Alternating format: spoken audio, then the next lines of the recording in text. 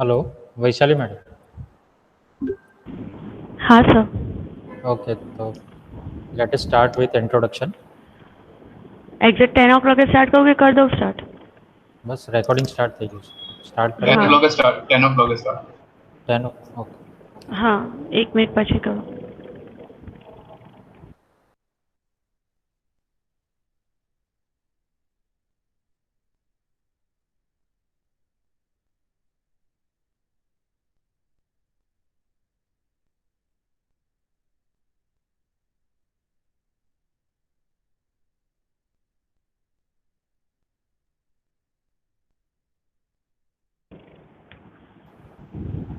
Hello, good morning everyone and thank you for joining today's webinar.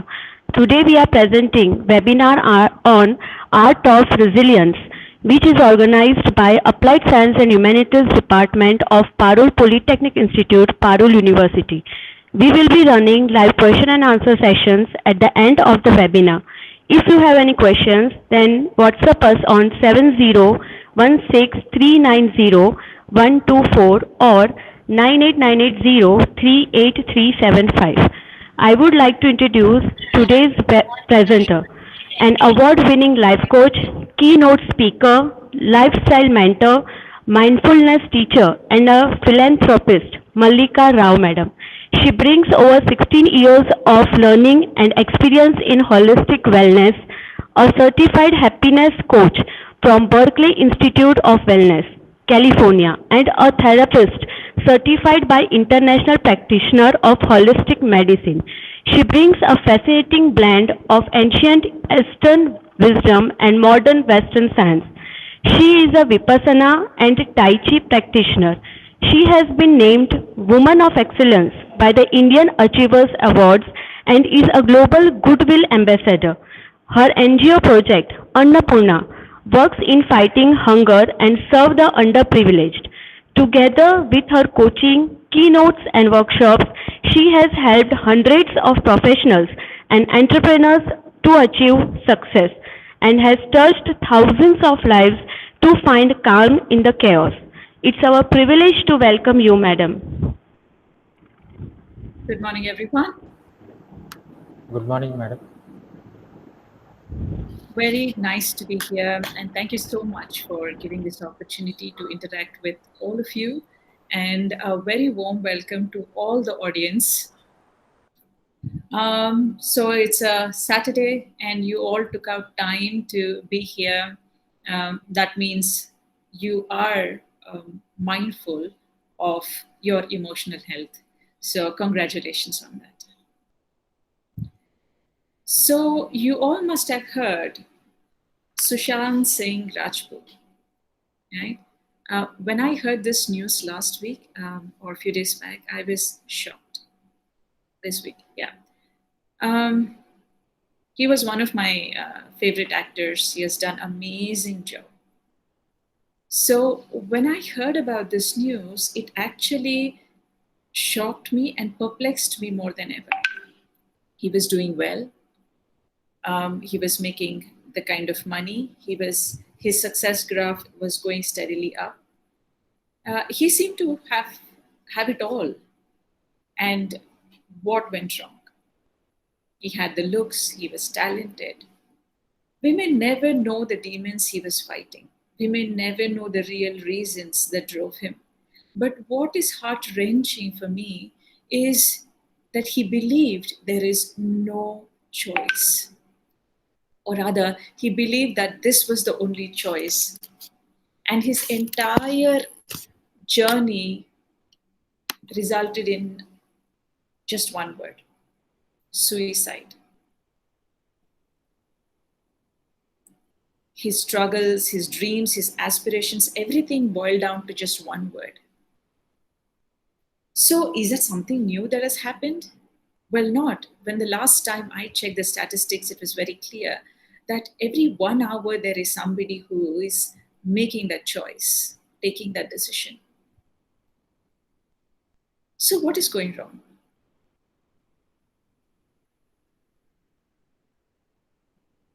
Well, a lot of it actually comes from our conditioning, isn't it? There are so many expectations around us, and there's so many expectations from ourselves. And there's so many definitions we have subscribed to without probably thinking what exactly we are chasing, or what do we really, really want at the bottom of our hearts, right? You've been told a certain thing, you've been raised in a certain way. So there is a lot of cultural, religious, educational, and even societal conditioning that goes on. It took me a lot of time before I realized that what is that I want to do with my life. Growing up in an Indian society, of course, coming from South India, uh, being a doctor, engineer, or a failure. Those are the only three choices I had.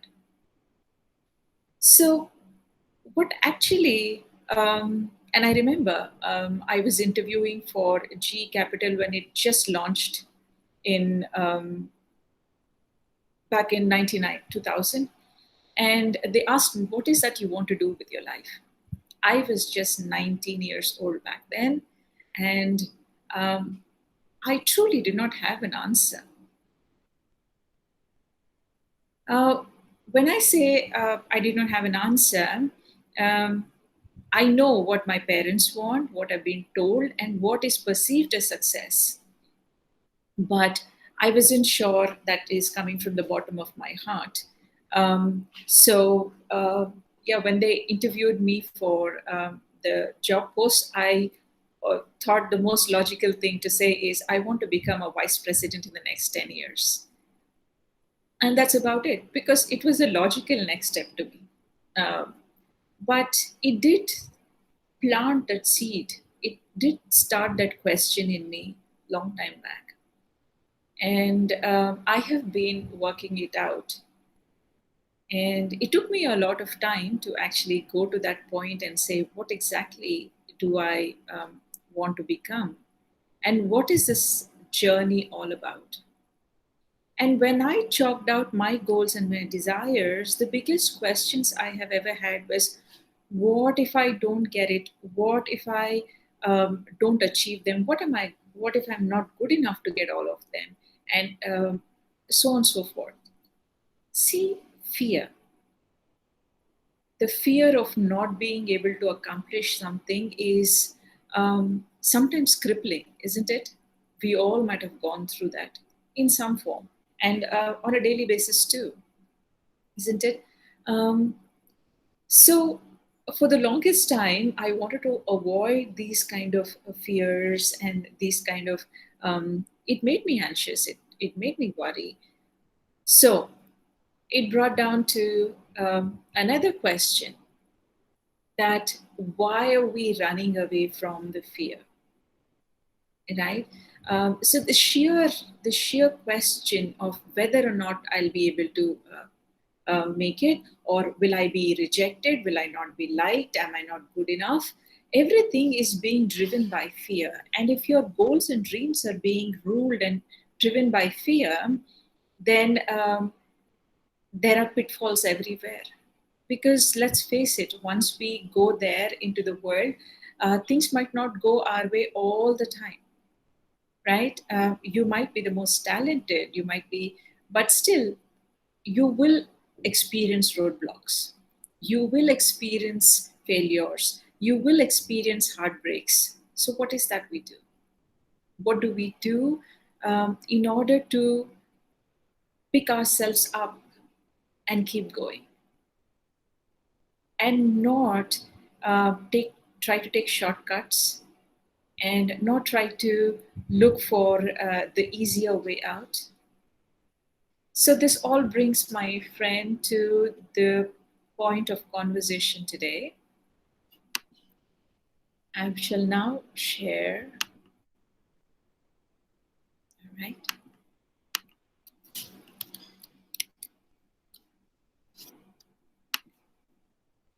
Art of resilience. Right. The reason I call this art is, um, in my experience, I've realized that not everything comes in a tailor-made form. That not everybody goes through the same failure. Maybe we label it in the same process, but there are um, yeah, so there are different experiences you will go through, and my experience could be totally different than yours because my dreams are different than yours. My ambitions, or rather, who I am, is different than who you are. So we all are unique, and our experiences are unique. And in order to treat this path and achieve results, we need to have, it's not about um, uh, one size fits all or uh, a key to success, but we need to cultivate the art of applying the knowledge and now turning it into wisdom. And hence, I call this art of resilience. So, my question to all of you is, what's going wrong? What do you think is going wrong? Why are people um, not getting what they want in spite of making the right choices, maybe putting in the same effort? Or why are there more and more cases of people succumbing to the pressure, going through stress all the time, making the wrong choices, and taking rash decisions? So, as per statistics, as per mental health statistics worldwide, 1 out of every 5 individuals are going through some kind of mental illness. When I say mental illness, I'm not talking about asylum cases. When I say mental illness, shame, guilt, jealousy, being cynical, sadness, depression, all are forms of mental health, mental uh, issues, or other challenges, I would call it. All right. So I want to ask you a question. Will you live with a low grade fever for more than 7 days without seeing a doctor? I'm sure you wouldn't, right? You wait for 3 days. That's what viral flu stats say right now. 3 days, and then if it doesn't go down, then you certainly go and see a doctor, right? Now, my question again is, you might still take a chance with yourself, but imagine if your loved one is unwell for the past 7 days and they have the same great fever. What would you do? Now, you will very certainly take them to the doctor and not even wait for 7 days. Am I right? So, when I actually looked up the um, meaning of sadness or depression, psychologically, the feeling has been defined as something like experiencing a flu like low grade fever symptoms. Now, imagine something that has happened days back, weeks back, months back, and even years back. We still hold it in our heart, isn't it? Think of it. Um, if I ask you of a painful incident, you might still be able to recall it and physically feel the pain and the uh, the negative emotions associated with it, isn't it? So when you meet someone and if they're sad and you ask them, okay, so why are you so sad? Why are you so depressed? And they could say, oh, this happened to me 14 days back, and this guy um, or this girl rejected me, or they made fun of me in front of the entire class, or in front of family or friends. I'm never going to forget that. The very thought of it is actually bringing back those negative emotions in you, isn't it? But still, we are willing to live with those emotions, never treating them. As a result, something might have happened to you, like I said, weeks back, months back, and years back, and it is still clouding your judgment, and you're making decisions of your present basing on your past experiences. So, practically, your past is ruling your present and ruining your future. And if you keep subscribing to your past experiences and judgments and decisions, and then you see that, I'm trying hard about this, but my future is not changing. If you keep repeating your past patterns, how can you create a new future which is different from your past? So you're actually repeating the same patterns, and it goes in cycles over and over and over again. And I must certainly blame the culture where it is okay for you to experience physical illness, but when it comes to something wrong with your heart, with your emotions, with your feelings, you're not encouraged to talk about it. We are not encouraged to share. And a lot of us believe that this is some kind of weakness. Statistics now show, and it is across the corporates, that your emotional intelligence is far superior than your academic or intellectual quotient. Because uh, the entire world is becoming a smaller place in sense, we are able to reach everyone and on this world, on this earth, so much more easily because of technology, isn't it? And in these times, interpersonal skills or people skills become even more important, especially when you're coming from different cultures, different backgrounds, different societies and communities. So then, when we are adding more levels of challenges to the current scenario, and COVID times is no different. It actually brought everything in a nutshell. Life has changed drastically work-wise for us, and in many aspects, of course. But I would like you to look at work-wise, or the way you study, the way the education system has changed. So, how do we adapt to these challenges and move forward? And you might be able to do it. I tell you, I am speaking to a lot of smart, clever, intelligent individuals, and you will agree with me. In today's times, where you will get any answer, you just have to type it into Google. It is not really about intellect anymore. While that is absolutely important, but there is something bigger that is deciding, that is pushing us in order to experience success, happiness, and well being in our lives. Isn't it? So, how do you develop this ability of raising to challenges and quickly mastering or finding solutions and moving on without getting beat up about failures or these challenges? Because I will give it to you in writing. No matter how talented or how successful, um, how wealthy you are, there are going to be challenges in your life. So, what is that is going to set you apart?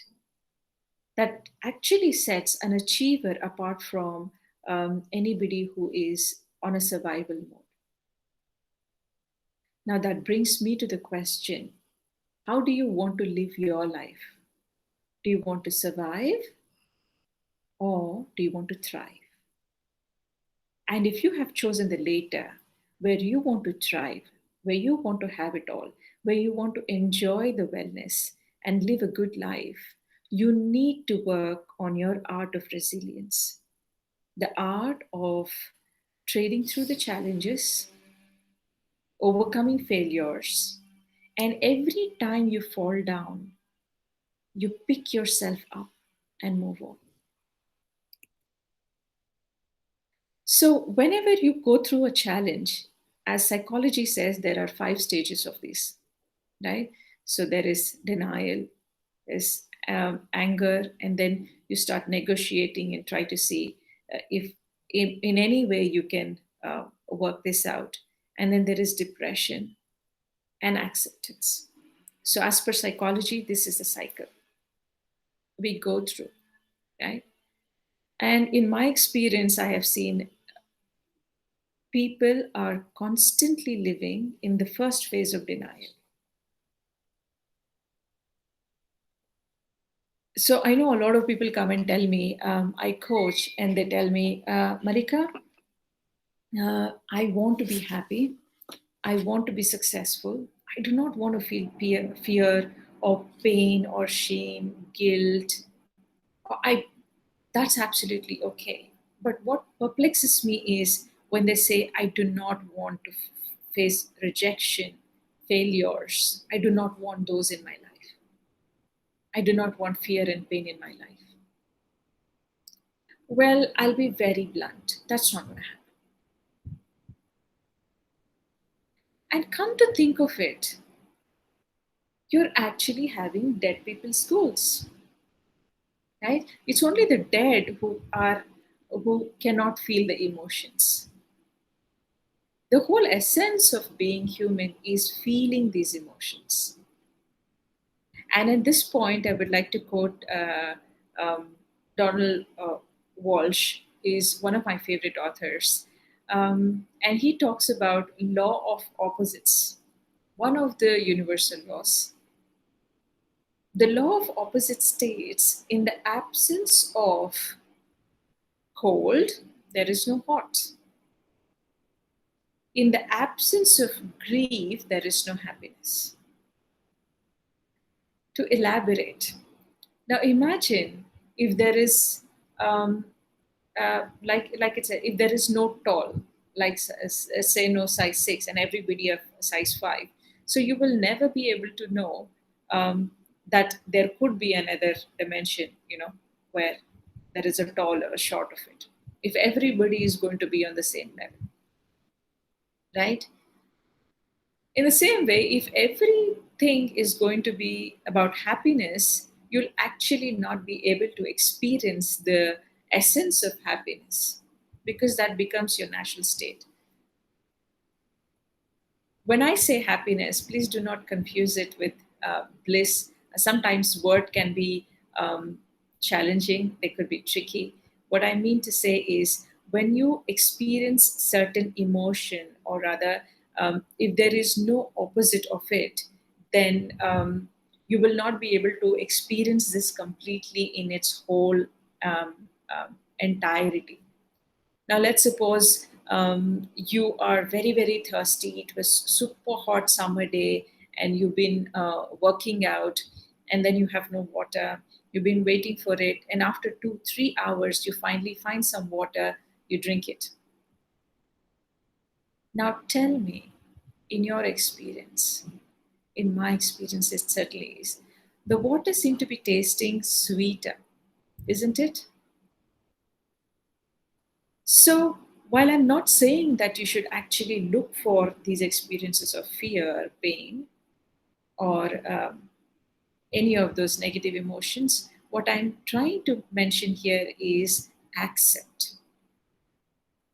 You do not have to fear the negative emotions, accept them as natural. The very denial of it, or put it in another way, the very desperate attempt to be happy itself is unhappiness, right? The very fear of experiencing these negative emotions is creating unhappiness. So, coming back to this, resilience, it is the capacity of a system, enterprise, or person to maintain its core purpose and integrity in the face of dramatically changed circumstances. I looked this up on dictionary. So, going back to what I was talking about, fear and pain, and I was talking to you about acceptance. I want you all to think um, this point seriously and tell me whether you think life is going to be rosy all the time. You're going to have things your way all the time. It is not going to be. So as long as you accept, that's the first step. It's going to be okay. I'm going to get some challenges in the way. Again, I'm not trying to say life is hard, life is tough, life is, oh, I do not believe in all those things. It's just that life is going to bring you different experiences that you may not have anticipated. They might not be as per your plans, but they still come into your experience. Once you accept them and not get into that mode of fighting it or denying it, you're already moving to the next step of solution. All right. So the first step of resilience is acceptance. The second is looking for these possible solutions. All right. Okay. A lot of us go through this process of, or rather, our lifestyle or culture has actually imparted in us, or it could be life experiences too, completely where we come from, socioeconomic backgrounds. Um, there is a lot of me centeredness. Everything is about me, me, my feelings, my problem, my failure, my success, my car, my home, my relationships, right? So it all begins from you. I will not deny that. But the moment you get into yourself that way, that this is me, mine, you're actually closing all the options and you are actually looking, or um, you are zooming your centeredness, your ego. So when we look at the circle of life, we say, and all the spiritual masters have said this, the moment you move from me centeredness to we centeredness, let's say in a relationship, always thinking about my feelings, my expectations, my happiness, it is going to sound narcissistic, isn't it? When whatever when we say relations, it the art of relating to somebody, right? And if you're relating to somebody or something or some situation in from that me centeredness, then it is always going to cause you pain, because now you're zooming in to your ego, which is going to lead you to negative emotions. So when you're presented with an idea, I would recommend that you zoom out and look at the entire picture as one plot.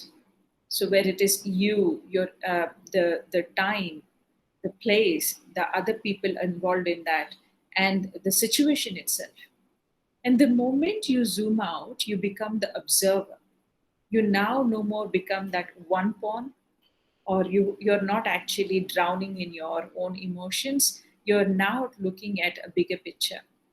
So, this is one of the aspects that I have learned from spiritual modalities, that the moment you move from the me centeredness to we, and then you start thinking of everybody as one community, as you're part of the puzzle, you're one piece of the uh, entire uh, idea or the picture, then you will actually see that um, there is more scope.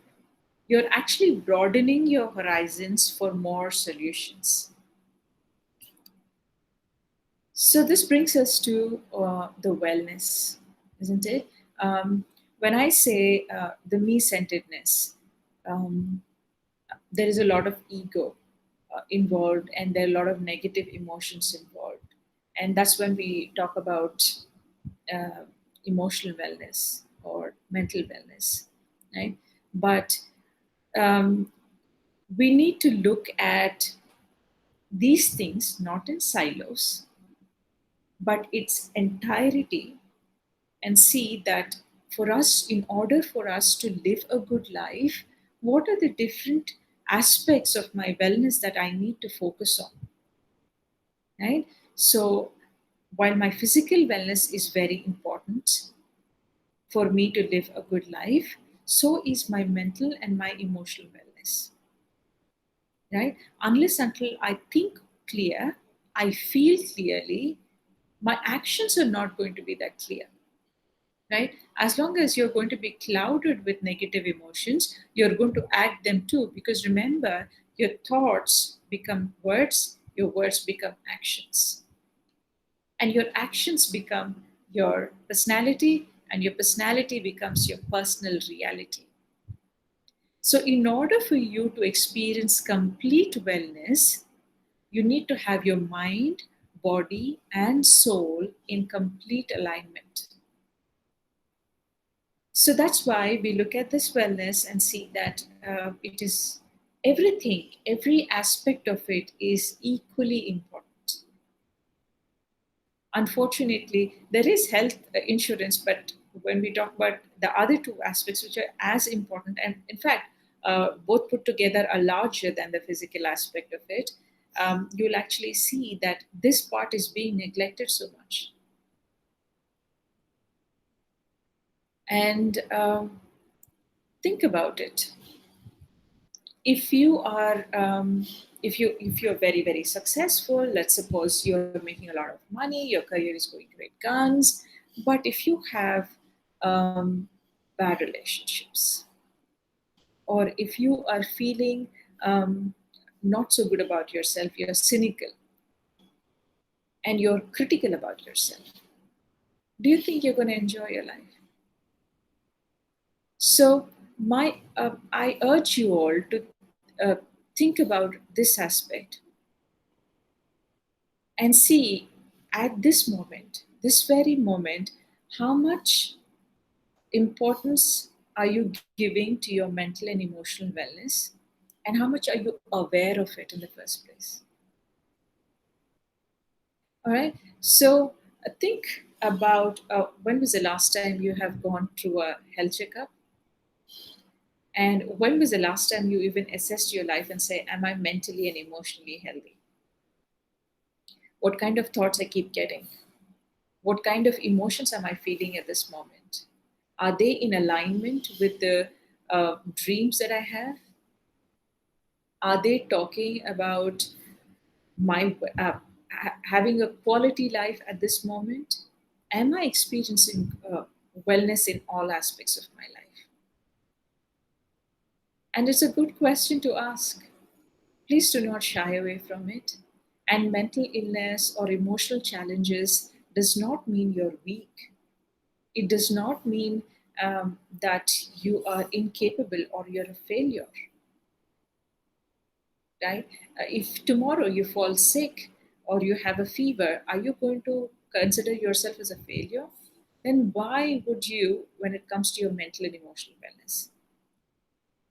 So think about it and become aware of that aspect and be honest with yourself. And this is always there, right? I might fail, I might be disappointed, I might be rejected, I might not achieve great things. So what do I do? And this reminds me of a very interesting story that I have it's a movie that I have seen. So what happens is that there is this young disciple who is being mentored or taught by his masters in martial arts, and he's working very hard. And then the next day, he's supposed to fight his opponent, who is much much more powerful than he is. So, unable to sleep that night, this disciple goes to his master, who's meditating, and says, "Master, I need to speak with you." And then he asks, um, "Yes, you. What happened?" And the disciple says, tomorrow is the big fight. What if I'm able to, what if I can beat him? What if I get beaten up? What if I fail? What if I forget my moves in the middle of it all? And the master smiles and says, remember to breathe. A very interesting one and a very simple word, breathe, but it's very, very, very profound. Starting from our yoga, our yogic texts, Vedas, to all spiritual communities believe in the magic of breath. And if you think of it, breath is the only thread or the most intimate thread that is keeping you tied to life, isn't it? So this brings me to another aspect. So um, you all might have felt stress, right? You might have gone through stress at some point or the other, right? So what happens when someone is stressed? You're angry, you're afraid. So what actually happens there is it changes your breathing patterns. And if you ever, if you haven't experienced before, give it a thought next time. When you're angry or when you're going through some stressful emotion, your breath becomes very short, right? Shallow breaths, or you start breathing fast, right? So the idea here is um, when you breathe, when you have shallow breaths, it sends little to very little oxygen in your system. Now your body has to decide and where it needs to send the enough oxygen, whatever little oxygen it has, in order for it to survive. So that's when you are very, very dizzy, because there is not enough oxygen supply, people actually feel dizziness, um, and then they could actually feel their muscles tensing, or they have this queasiness in their tummy, their vision is blurred, right? Your heart beats faster, and so on and so forth, because your entire body is trying to survive, believing that what you think and what you're seeing, that is the stress that is causing you, could actually is a threat to your survival. And this is not something you have coded, it has been going on for centuries now. Your body is conditioned that way. So back in olden days, the threat in their life was a predator like a lion or a bear or something that is out there. It could possibly kill them.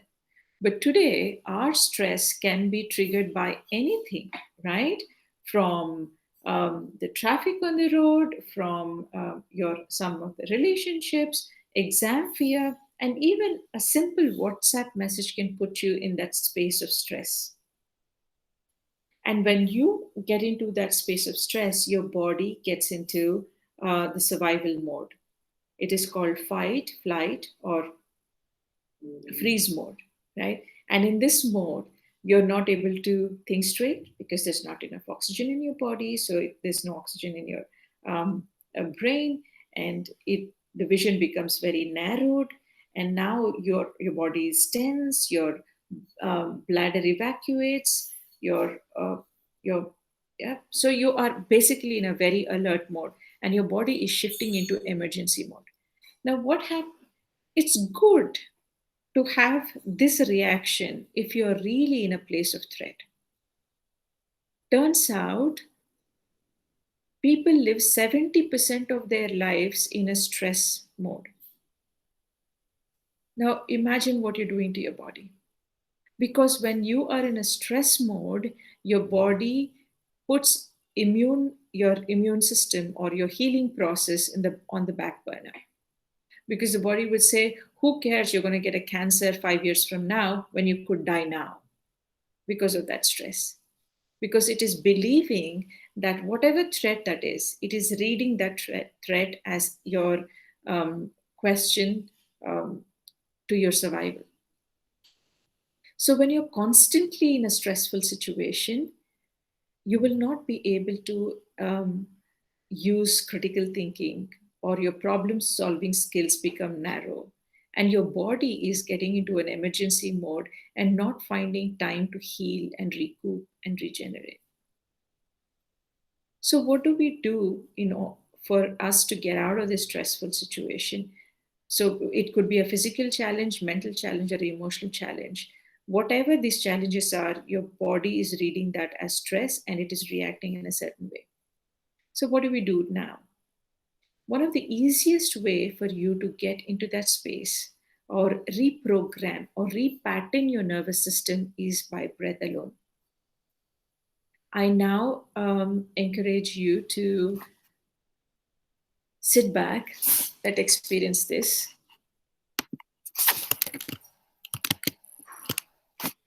Okay, so sit back with your spine straight, with your feet firmly on the ground, and breathe in and breathe out. Breathe in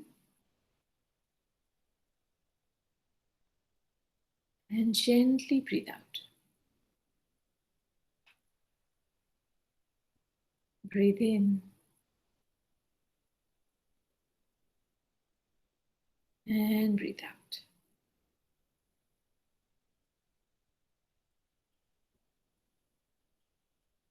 Breathe in and breathe out.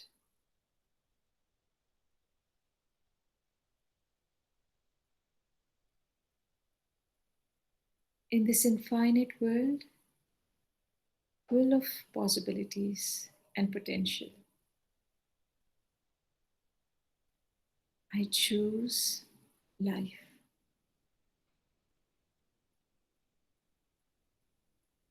I choose the opportunities.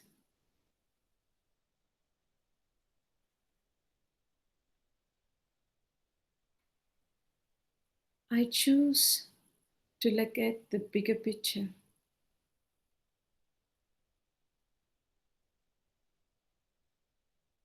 I always have the choice.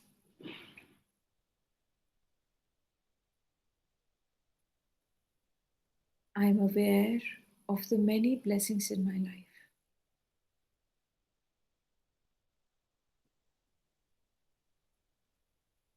for all the gifts I've been given.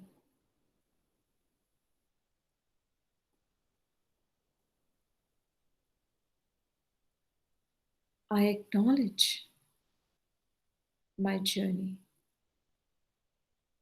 and I acknowledge the fact that every experience that is coming to me is bringing me new learnings, new lessons, helping me become a better person, honing my qualities, my abilities, making me more and more capable and efficient. So I embrace all these experiences that have come to me, that I'm going through, and that shall in future.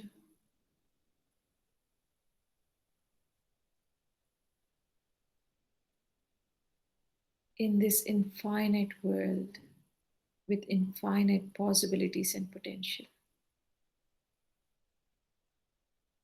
I choose to thrive. I am safe. I am secure. I got this. Breathe in and breathe out. Now gently open your eyes.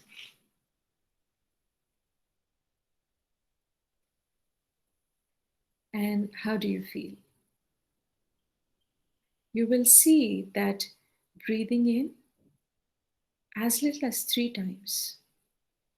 And if you breathe in 10 times, you automatically repattern your nervous system.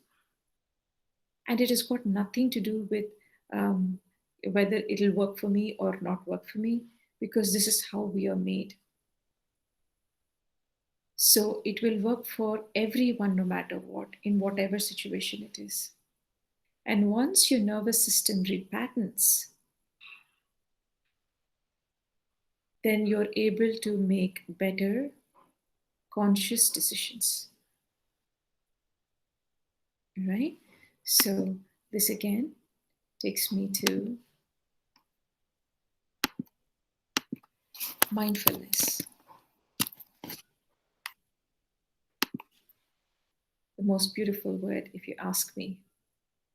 So, what is mindfulness? Mindfulness is simply being aware of what is happening right now without wishing it were different, enjoying the pleasant without holding on when it changes because it's going to be, being with the unpleasant without fearing it will always be this way, which it won't. Change is constant. So, mindfulness simply is living in the moment completely. And when you have this moment and live it to its fullest potential and repeat it every moment, you got life. You nailed it. So, one of beautiful ways of developing resilience is cultivating the art of mindfulness, learning mindfulness, being aware of yourself, about everything that is happening around you, and being aware of your spirit, like you might have just noticed or experienced that when you drop within and reach out to your inner wisdom, that is always going to guide you and show you the right path. It is when you disconnect from this, that's when you feel disempowered or helpless or fearful, anxious, worried.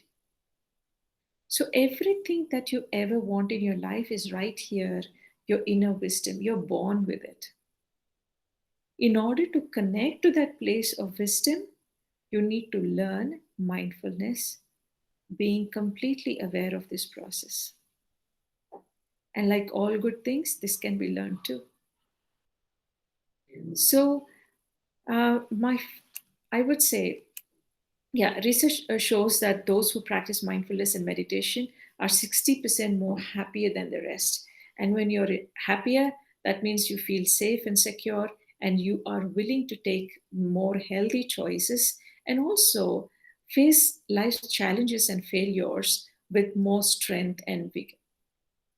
So, it is imperative, and I wish, I really hope that all educational institutes teach mindfulness to their students, because very often we keep saying this, we teach math, science, everything, but when it comes to human relationships, how to handle our own emotions and feelings, sometimes are not taught as much as they should be. So, and not taught at a very early age. It would actually help if we knew these techniques right at the beginning, so that every time you see yourself slipping into a negative spiral, you will be able to pick yourself up, right? So, now these are some of the things that you will be able to experience when you are uh, practicing mindfulness or meditation, like self expression. You no more question yourself and your worth. You know you're enough.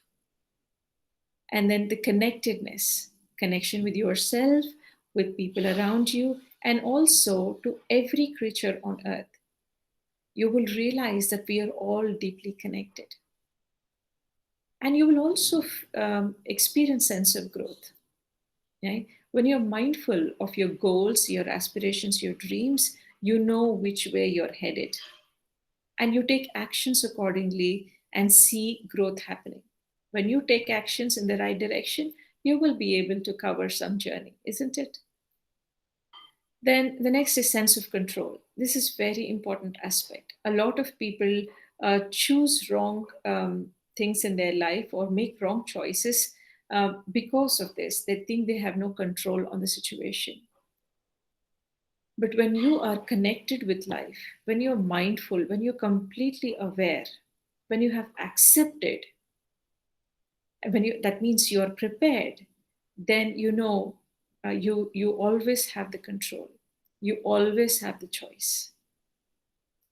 And the biggest thing, it makes a lot of sense to me, is meaning. It gives meaning and purpose to life. It helps you understand that you are a part of the story. You are part of the big picture. So, um, this is it for now. I hope you all have had some insight about the art of resilience and how to do it. Um, First, I would once again tell you that accept life, not because, not as something, it's not an enemy, it is not a battle to be fought, it is a series of experiences, and how you respond to it is going to determine your quality of life. And every experience that is coming into your life is coming to teach you something. See what you can learn from those experiences. Remember, there are no coincidences. Everything is happening for a reason. And there are two ways of looking at it. Why did it happen to me? Or what can I learn from this? You think of any time that you have gone into a negative experience and see what kind of a person you were when that experience happened to you. And at the end of the day, at the end of that experience, how did you emerge as a person? How did you come out as a person? What qualities have you acquired? How did it hone you? Right? Sometimes, if somebody have been mean to you, somebody have been have rejected you, it probably showed you an aspect of yourself that you can work on and become a better person. So, if you honestly look at any of these experiences, you'll actually see that there has been a learning from each and every of those experiences. So, look at it. Second, breathe. Practice conscious breathing. And when you breathe, focus on yourself and tell yourself, and this is, I'm sure all of you have seen this movie, Three Idiots, where he says, all is well, and which very, very true, because your mind believes everything you say. So when you say, all is well, I am safe, I am secure, it is no more panicking, it is no more anxious or worried. It now comes into a place of um, sense where you are able to make the right choices for yourself. It is not in the survival mode, it is not in the emergency mode. You now come into a space of digest and rest where you are relaxed to make the right choices. And the third one is cultivate mindfulness. Learn the art of mindfulness. And as you learn, as you progress, you will realize that this is going to make your life so much more pleasant. It be much more easier to challenges that life throws at you.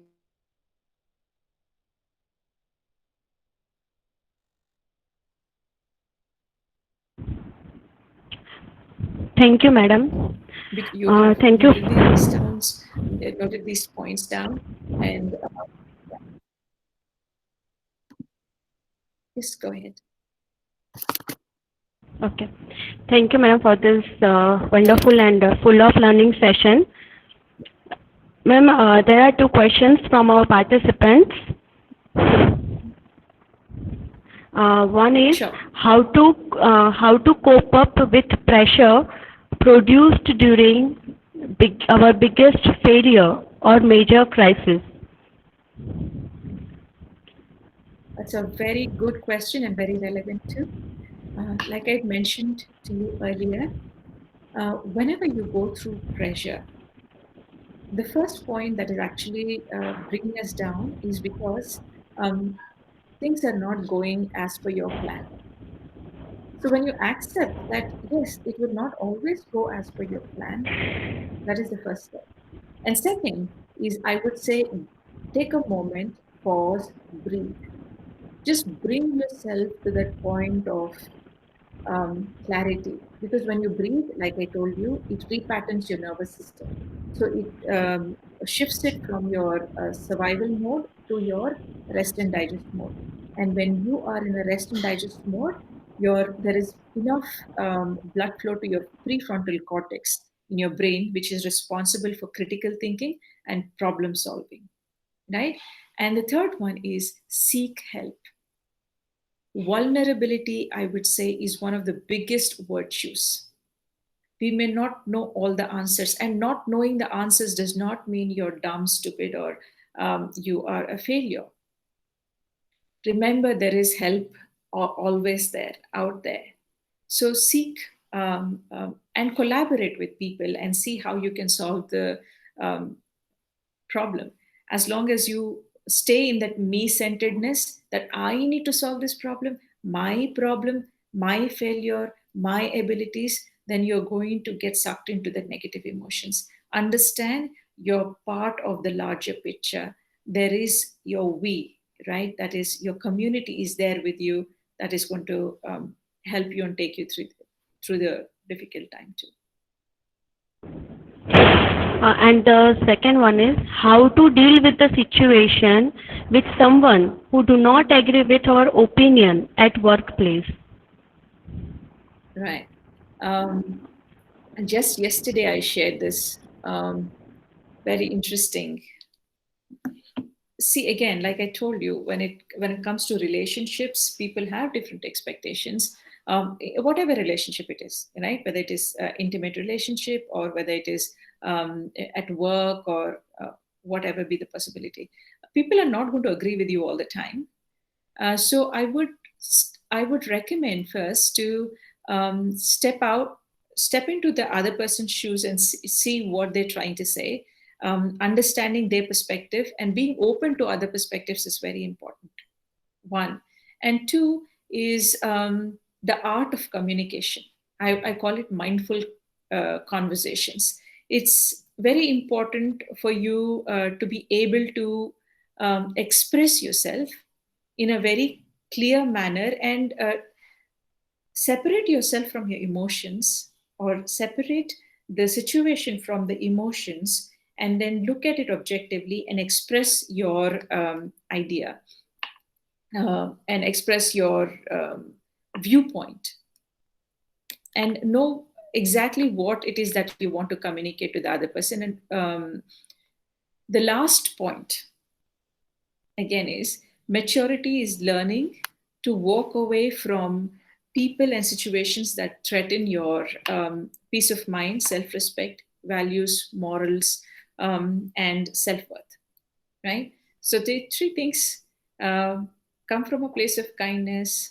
um, Articulate your points well without getting emotional about it, and finally learn to walk away from situations that are that makes no uh, that adds no value to you.